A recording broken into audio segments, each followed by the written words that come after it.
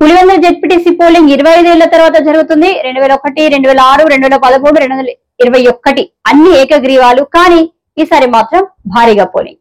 గతంలో జరిగిన ఏకగ్రీవాల్లో కొన్ని బలవంతపు ఏకగ్రీవాలు, వైఎస్ రాజశేఖర రెడ్డి కాలంలోనూ జగన్ గారి కాలంలోనూ అదే తతంగం. మరి ఈసారి ఉదయం 11 గంటలకే 45% పోలింగ్, 1 గంటకు 58%, సాయంత్రానికి 85 నుంచి 90% వరకు ఓటింగ్ జరగవచ్చు.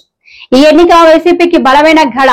జగన్, అవినాష్ రెడ్డి, సతీష్ రెడ్డి, రవీంద్రనాథ్ రెడ్డి లాంటి పెద్ద పెద్ద వైసీపీ నాయకులు ఈ ఎన్నికలను దగ్గర నుండి పరిశీలిస్తున్నారు. తెలుగుదేశం కూడా full ground work, poll management, భారీ డబ్బు ఖర్చు.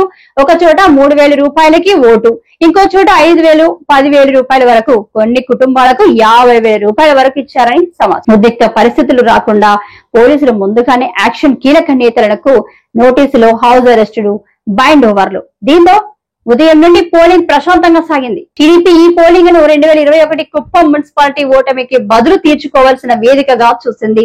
ఇక్కడ గెలవడం వైసీపీకి గుణపాఠమని భావిస్తుంది. ఇన్నాళ్లు వైఎస్ కుటుంబం బలవంతపు ఏకగ్రీవ సాంప్రదాయం కొనసాగించింది. కానీ ఈసారి ప్రజల తీర్పు ఈ పోలింగ్ తో బయటపడుతుంది. పులివెందులలో 25 ఏళ్ల తర్వాత ప్రజాస్వామ్యం తిరిగి వచ్చింది. మరి తీర్పు ఎవరి పక్షాన?